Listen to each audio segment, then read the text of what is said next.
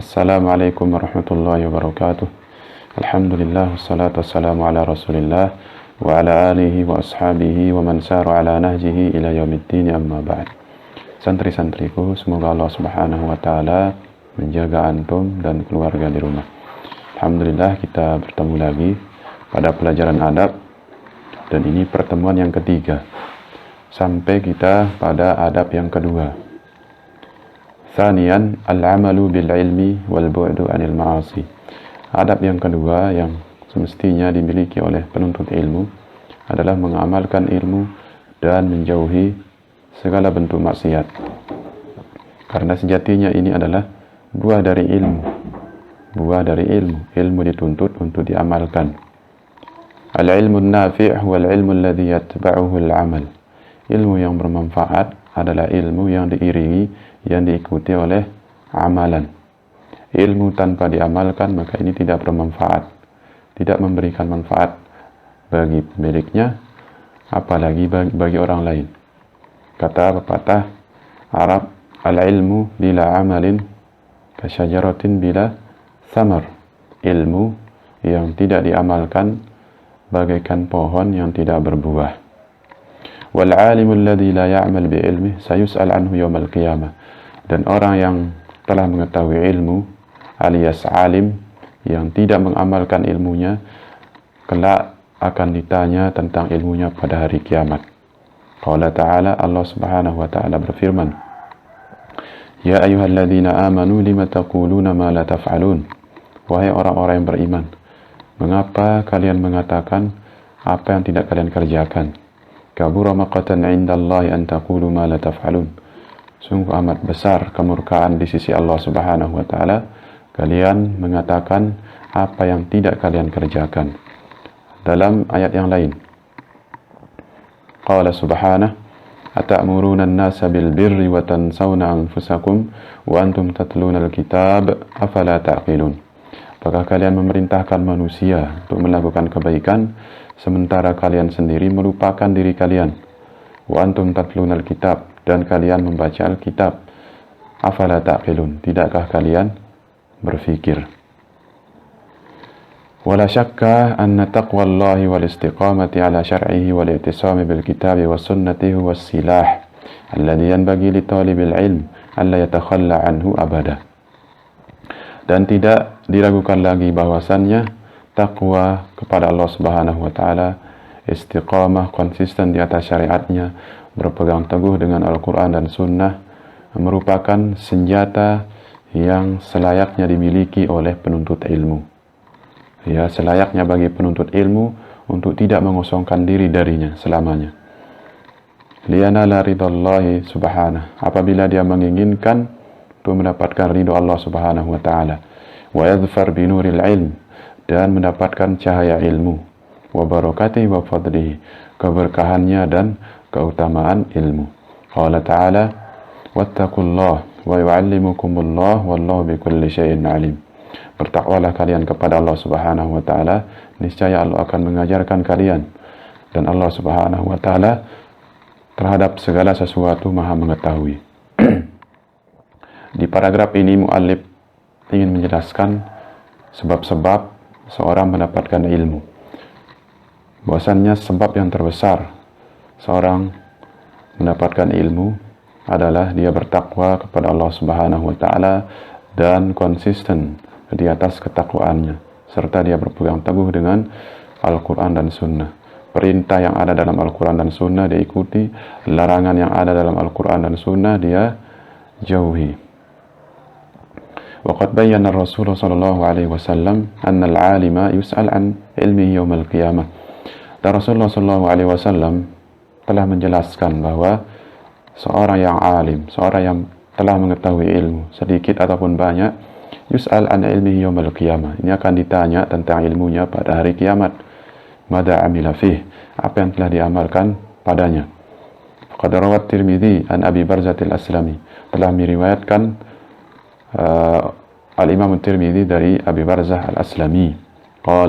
Beliau mengatakan, qala Rasulullah sallallahu alaihi wasallam, Rasulullah sallallahu alaihi wasallam bersabda, la tazulu qadama 'abdin yawmal qiyamati hatta yus'alu an umrihi fima afnah.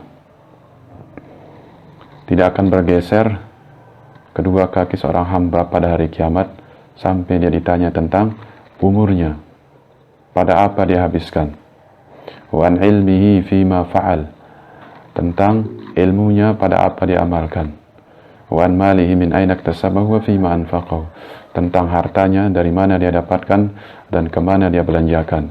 Wa an jismihi fima ablah, dan tentang badannya pada apa dia gunakan. Jadi semua 4 hal ini akan ditanya nanti pada hari kiamat. Di antaranya adalah tentang ilmu yang didapatkan, pengetahuan ilmu atau hukum-hukum syariat yang telah diketahui nanti akan ditanya diamalkan atau tidak. Warwa Muslim an Usamah bin Zaid radhiyallahu taala anhu qala, Muslim juga meriwayatkan dari Usamah bin Zaid radhiyallahu taala anhu bahwasanya beliau mengatakan, sami'tu Rasulullah sallallahu alaihi wasallam, aku mendengar Rasulullah sallallahu alaihi wasallam bersabda, yu'ta birrajuli yaumal qiyamati fayulqa finnar, didatangkan seorang laki-laki nanti pada hari kiamat, kemudian dia dilemparkan ke dalam neraka. Fatandaliku aqtabu batni, maka menjulur aqtabu batni, itu ususnya keluar. Fayaduru biha kama yadurul himaru birruha, dia pun membawa ususnya tersebut keliling sebagaimana kelilingnya himar membawa arruha, itu batu atau penggiling yang digunakan untuk menghaluskan biji-bijian. Fa'istami'u ilaihi ahlun nari fayaqulun, kemudian dia dikerumuni oleh penduduk neraka dan mereka mengatakan, ya fulan, malaka, wahai fulan, apa yang terjadi denganmu? Alam takun ta'muru bil ma'ruf wa tanha 'anil munkar, bukankah dahulu selama di dunia engkau merintahkan pada yang ma'ruf dan mencegah, melarang dari yang mungkar? Fayaqul, orang ini mengatakan, bala, benar. Qad kuntu amiran bil ma'ruf wa la atih, dahulu memang benar aku memerintahkan kepada yang ma'ruf, akan tetapi aku sendiri tidak mengerjakannya. Wa anha 'anil munkar wa atih, dahulu aku melarang dari kemungkaran, akan tetapi aku sendiri mengerjakan kemungkaran tersebut. Dalam hadis ini terdapat atau Nabi SAW mengabarkan tentang bagaimana siksaan orang yang memiliki ilmu namun dia tidak mengamalkan ilmunya. Dia memerintahkan orang lain melakukan kebaikan sementara dia sendiri tidak melakukan. Dia melarang orang lain untuk melakukan kemungkaran sementara dia sendiri melakukan kemungkaran tersebut. Itu beberapa dalil dari Al-Quran dan Sunnah tentang ancaman orang-orang yang tidak mengamalkan ilmunya. Berikut sebagai penutup, Ana akan bawakan beberapa perkataan para ulama. Di sini an Bishr ibn al-Haris annahu qala, dari Bishr ibn al-Haris beliau mengatakan, in aradta an tulaqqana al-ilma fala ta'si, jika engkau menginginkan ilmu itu melekat pada dirimu, fala ta'si, jangan engkau bermaksiat kepada Allah Subhanahu wa ta'ala. Jangan sampai usaha kita dalam menuntut ilmu sia-sia gara-gara kita bermaksiat kepada Allah Subhanahu wa ta'ala. Ilmu yang begitu banyak kita pelajari, tidak satu pun menempel pada diri kita gara-gara maksiat yang kita kerjakan.